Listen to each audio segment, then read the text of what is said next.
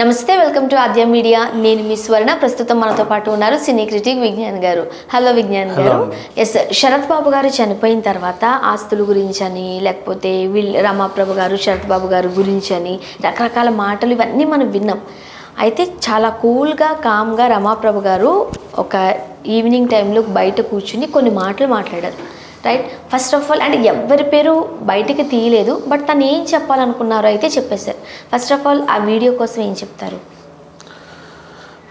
బేసిక్గా అయితే యాక్చువల్గా 3-4 నెలల తర్వాత ఆవిడకి ఏంటంటే ప్రతిదీ ఆమెకి ఒక యూట్యూబ్ ఛానల్ అనేది ఉంది. 3-4 నెలల నుంచి ఆమె ప్రతిదీ ఏం పెట్టేది, రోజు పెట్టేవన్నీ 3-4 నెలల నుంచి పెట్టట్లా. సో ఆ అమ్మాయిలందరూ కూడా వెయిట్ చేస్తున్నారు, ఏంటి నువ్వేం పెట్టట్లేదు అది ఇదని చెప్పి, అమ్మ పెట్టండి అని కామెంట్లు. అంతకుముందు కూడా ఎటు వెళ్ళినా, ఏం తిన్నా ఏం తినకపోయినా, ఏం చేసినా ఏం చేయకపోయినా ఇవన్నీ కూడా అక్కడక్కడ పెట్టేది. ఏదైనా టూర్కి వెళ్ళినా అవన్నీ దాంట్లో పెట్టుకునేది, అందరితో కొంచెం కమ్యూనికేట్ అయ్యేది బాగా ఈజీగా. సో ఈ మధ్య కాలంలో 3-4 నెలల నుంచి తగ్గేసరికి మళ్ళీ వచ్చింది. కానీ ఆమె రావడానికి రీజన్ ఏంటో ఆమె చెప్పుకొచ్చింది. ఓవరాల్గా 3 నెలల నుంచి ఎందుకు రాలేదంటే, టూర్ వెళ్ళానండి, ఇట్లా హైదరాబాద్ వెళ్ళాను. హైదరాబాద్ యాక్చువల్గా ఎక్కడో పెళ్ళంట, విజయవాడలో పెళ్ళి వాళ్ళదేదో, వాళ్ళు ఏదో కొనుక్కోవడానికి అని చెప్పేసి హైదరాబాద్ వచ్చారు. అటు రావాల్సి వచ్చింది. మళ్ళీ విజయవాడ వెళ్ళి ఆ తర్వాత షిరిడి వెళ్ళింది. షిరిడి కూడా వెళ్ళి దర్శనం చేసుకుని ఇట్లా కొన్ని మధ్యలో కూడా అటు ఇటు అడప తిరిగాను. ఆ వీడియోలోనే ఉన్నాయి, నేను పెడతా మీకు. అసలు నేను రావడానికి కారణం ఏంటంటే, గత 20-30 రోజుల నుంచి ఎక్కడ చూసినా నేను బాగా పాపులర్ అవుతున్నా. దేనికి అది నేను అంటాను కదా, ఎప్పుడు ప్రాప్తమనో అదనో ఇదనో వాట్ ఎవర్, ఊరికే పాపులర్ అవుతున్నా. అందరూ రమప్రభ వల్ల ఇదైంది, రమప్రభ వల్ల అదైంది అని చెప్పి పిచ్చిగా రాస్తున్నారు. ఒకప్పుడు అంటే ఇప్పుడు వచ్చిన ఈ యూట్యూబ్లు అన్నీ లేవు, ఇప్పుడు వచ్చాయి కాబట్టి 2,000కి 5,000కి రూపాయికి పనిచేసే వాళ్ళందరూ కూడా కూర్చొని మా గురించి మాట్లాడేస్తున్నారు, ఏదో పక్క నుండి చూసినట్టు. కాకపోతే ఏంటంటే మేము 40-50 ఏళ్ళ నుంచి నా పక్క నుండి చూసాడా వాడు ఎవడైనా, ఎట్లా మాట్లాడతారు మా గురించి అని కొన్ని చేర్పేసింది. నెంబర్ 1 ఆమె మీద ఉన్న వదంతి ఏంటంటే, రజనీకాంత్ ఈమెకు బాగా డబ్బులు ఇచ్చాడు అని చెప్పి ఎవరో రాశారంట, అందరూ రాసేసారు. దానికి ఆమె క్లారిటీ ఇచ్చింది. రజనీకాంత్ నేను ఇప్పటిదాకా కలిసింది 2 సార్లు. ఒకటి మొన్న వాళ్ళ తమ్ముడు ఎవరు చనిపోతే ఆయన పెళ్ళికి, దానికి. ఇంకోటి ఏదో ఆమె అప్పట్లో ప్రొడ్యూసింగ్ చేసినప్పుడు, అప్పులప్పారావు లాంటి సినిమాలు చేసినప్పుడు ఓపెనింగ్కో ఏదన్నా ఫంక్షన్కో అప్పుడు పిలుస్తారు కదా పెద్ద స్టార్లని, ఆ రకంగా. అంతకుమించి నేను ఎప్పుడు కలవలేదు. పెళ్ళికి వెళ్ళినప్పుడు, అమ్మ నేను పెళ్ళికి రాలేకపోతున్నాను అని చెప్పేసి కవర్లో 25,000 పెట్టి ఆయనకి, వాళ్ళ తమ్ముడికి అది ఏదో గిఫ్ట్లా కట్నంలా. అప్పట్లో అంతే, పెళ్ళికి రాకపోతే వాళ్ళు కవర్లో గిఫ్ట్లు ఇచ్చేవాళ్ళు, పెళ్ళికి వస్తే వచ్చి ఇచ్చేవాళ్ళు ఏదో ఒకటి. అట్లా ఇచ్చాడు. అప్పట్లో 25,000 అంటే అది 40-50 ఏళ్ళ క్రితమే 25,000 అంటే ఇప్పుడు ఎంతో, దాని వాల్యూ ఎంతో నాకు తెలియదు. కాకపోతే అదొకటే సందర్భము. తర్వాత ఇప్పుడు కూడా ఒకవేళ నేను వెళ్ళంటే ఏంటి బాబు అని అడిగే ఉంది, బట్ నేను వెళ్ళను, మాట్లాడను. అండ్ కొంతమంది మధ్యవర్తిత్తుల వల్ల కూడా మాకు మాటలు లేవు అని కూడా చెప్పారు. అదే చెప్పుకొచ్చింది. సో ఇప్పుడు నాకు అంత చనువు ఉన్నా సరే నేను వెళ్ళను. అండ్ ఇంకొకటి, అవి ఎట్లా రాశారు వార్తలు అంటే, పూరి ఈమెకు 10,000 ఇస్తాడు, వాళ్ళు 10,000 ఇస్తారు అనేసరికి ఈమె అందరు హీరోలు నెలకు 10,000 50,000 ఇస్తుంటే అడుక్కు తిని బతుకుతుందని రాసేసారు. నేనేం అడుక్కు తినట్లా, నేనేం బతుకుతున్నా, ఎంత దర్జాగా బతుకుతున్నా. అండ్ ఇంకొకటి అదేంటిది, ఆయన నా ఆస్తులని వాళ్ళు అనుభవిస్తున్నారు. రమప్రభ అనేది ఇండస్ట్రీకి ఎప్పుడు వచ్చిందో మీకు తెలీదా?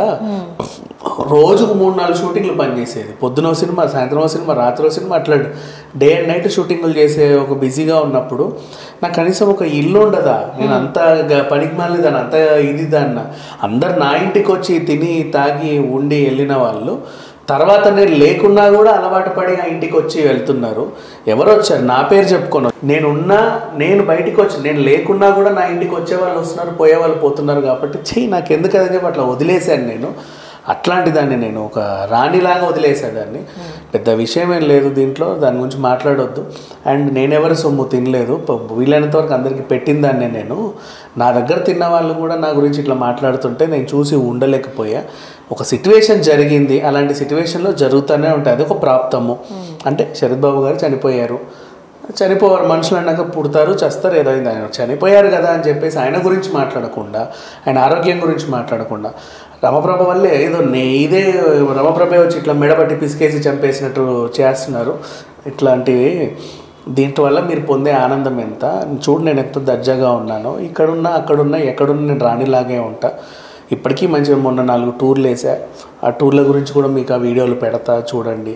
అండ్ ఇక మనం అఫ్కోర్స్ నన్ను ఫాలో అయ్యే వాళ్ళు, నా అభిమానులు అక్కడికి వెళ్ళినా కామెంట్ రూపంలో పెడుతున్నారు, తప్పండి ఇలా అనకండి ఇది కరెక్ట్ కాదు అని చెప్పేసి. నేను చూసినప్పుడు కూడా చాలా సంతోషపడ్డాను. ఆ వీడియోలు చూసిన తర్వాత కింద ఉంటే మన వాళ్ళు కూడా ఉన్నారు అక్కడ, నా కోసం వాళ్ళు మాట్లాడుతున్నారు. నాకు చాలా సంతోషంగా ఉంది. ఇట్లాంటివి ఉండాలి.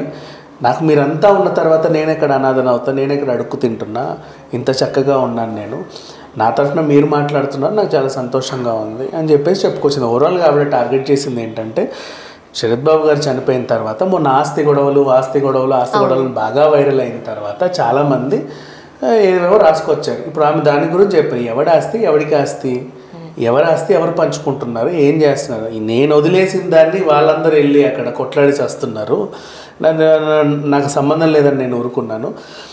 ఆ ఫస్ట్ సిటీ అనే దానికి ఎవరు వచ్చారు ఫస్ట్ సిటీకి, నేను వచ్చానా ఇంకెవరన్నా వచ్చారా అంటే ఆవిడ చెప్పుకుంది ఏంటంటే, ఫస్ట్ ఆవిడ సిటీకి వచ్చింది, చెన్నై సిటీకి వచ్చి ఆవిడ ఇల్లు కొనుక్కుంది ఎప్పుడో బ్లాక్ అండ్ వైట్ కలర్. తర్వాత కదా శరత్ బాబు వచ్చి హీరోగా ఛాన్సులు తీసుకున్నాడు. ఈయనకి హీరో ఎదగడానికి సపోర్ట్ చేయడం నా ఇంట్లో ఉండేవాళ్ళు అట్లా ఏదో ఆ రకంగా మాకు పరిచయం కుదిరింది, మేము పెళ్లి చేసుకున్నాం, ఇట్లా అయిపోయింది. తర్వాత తలకిందులు అయిపోయింది, విడిపోయాము. ఇది ఏదో ఒకటి. ఎవరు వచ్చారు ఫస్ట్ సిటీకి, ఇవన్నీ తెలియకుండా ఏం మాట్లాడుతున్నారు. అందుకే మా గురించి పాతకాలపు వాళ్ళు ఎవ్వరూ మాట్లాడట్లా, ఏ పెద్ద హీరోలు కూడా మాట్లాడలా. ఎందుకంటే వాళ్ళకి తెలుసు, దగ్గరుండి చూశారు, ఏమైంది ఏంటో అందరికీ తెలుసు. కాబట్టి కబుక్ కూడా మాట్లాడడం ఎందుకు అనుకున్న వాళ్ళు ఎవరు మాట్లాడలా. అది చాలదా నాకు, ఇంకేం చెప్పాలంటే టార్గెట్ చేసి మాట్లాడినట్టుగా చాలా వార్తలు వచ్చాయి. అందరూ కూడా రమప్రభ ఏం చేసింది రమప్రభ, మా అయితే కొన్ని రోజులు కలిసి ఉన్నారు, విడిపోయారు, అంతే కదా. అండ్ మనం క్లియర్ గా కూడా చూడొచ్చు, ఆమె ఆస్తులు ఏం తెచ్చుకోలేదు కూడా. మరి అలా అనుకుంటే ఆమె సంపాదించిందంతా ఎక్కడికి పోయినట్టు, ఎక్కడికి పోయింది అంటే సంపాదించలేదా రమప్రభ? మనకు అక్కడ మనం ఉండక్కర్లేదు. మనం సినిమాలు చూసాం అనుకోండి, పాత సినిమాలు, రమాప్రభ గారు లేని సినిమాలు చూసామా మనం? లేదు. హీరోలు మారారేమో, ఆ రోజుల్లో ఉన్న మురళీమోహన్ కి ఆస్తులు ఉన్నాయి, ఎన్టీఆర్ ఏఎన్ఆర్ కి ఆస్తులు ఉన్నాయి, ప్రతి సినిమాలో చేసినటువంటి చాలా మంది, కాంతారావు, గుమ్మడి, అందరికీ ఆస్తులు ఉన్నాయి. మరి ఈవిడ ఆస్తులేవి? కాంతారావు గారికి లేవులే ఆస్తులు, ఆయన సినిమాలు తీసి పోగొట్టుకున్నారు ఏదో ఒక రకంగా సంథింగ్ తర్వాత. బట్ ఏవి వీళ్ళకి ఆస్తులేవి? ఇప్పుడు ఏవి? ఈవిడ సినిమాలు తీసి పోగొట్టిందా? లేదు. ఆమె తీసి సినిమా కూడా హిట్టే, అప్పలప్పరు. అవును. మరి ఎక్కడ పోయినాయి డబ్బులు చెప్పు? సో ఆ రకంగా చూసుకుంటే సో కళ్ళకి తెలుస్తుంది. ఇప్పుడు మనకే అర్థమైపోతుంది మరి ఇన్ని డబ్బులు ఏం చేశారు అని. సో ఎక్కడో అర్థమవుతుంది మనకి, ఎక్కడో సంథింగ్ ఉంటుంది, అంతే కదా. అస్సలు లేని దాని కూడా వచ్చింది ఇక్కడికి.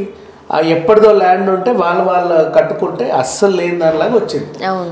ఆ రకంగా ఆ తర్వాత ఈయన హీరో అయ్యాక సంపాదించుకొని ఉండొచ్చు, తర్వాత సంగతి. ఆయన సంపాదించాడు, క్యారెక్టర్ ఆర్టిస్ట్గా సంపాదించాడు, హీరోగా సంపాదించాడు, బాగానే సంపాదించుకున్నాడు. బట్ ఈవిడ దగ్గర ఏమీ లేదనేది మాత్రం అబద్ధమే కదా. కానీ ఉన్నవంతా ఎక్కడికి వెళ్ళాయి, వాటికి ఒక క్వశ్చన్ మార్క్ ఉంది కదా. దానికి ఆన్సర్ ఆమెకే తెలుసు కదా, ఆమెకే తెలుసు దానికి. అట్లాంటి ఆమెను పక్కన పెట్టేసి వీళ్ళందరూ ఏదేదో మాట్లాడుతుంటే మీకేం తెలుసు అసలు మా జీవితం గురించి అని ఆమె వీడియో రిలీజ్ చేసింది. సో బాగుంది, నాకైతే నచ్చింది. అంటే తను ఏదైతే చెప్పాలనుకుంటున్నారో పేర్లు తీయకుండా చాలా మర్యాదగా నీట్ గా చెప్పేసింది. చెప్పాల్సిందంతా తీసింది ఒకే ఒక పేరు, రజనీకాంత్ గారి పేరు. అది కూడా ఎందుకు చెప్పిందంటే, ఒకటి వచ్చింది, నేను అడగాలనుకుంటున్నా రజనీకాంత్ని, బాబుని డైరెక్ట్గా, నాకు ఎప్పుడు ఏమన్నా ఏమి ఇచ్చావు నువ్వు, వీళ్ళందరూ మాట్లాడుతుంటే నువ్వు ఎట్లా సైలెంట్గా ఉంటున్నావు, నువ్వన్నా చెప్పవా అట్లాంటి వార్తలు తప్ప అని చెప్పేసి. ఇప్పుడు వీళ్ళందరూ ఏమనుకుంటారు, ఇప్పుడు ఇల్లు కూడా రజనీకాంత్ ఇస్తేనే ఇవిడ ఉంటుంది అనుకోరు. మరి అట్లా ఆవిడ ఆ బాధని చెప్పుకుంది ఆవిడ. Thank you so much. Thank you.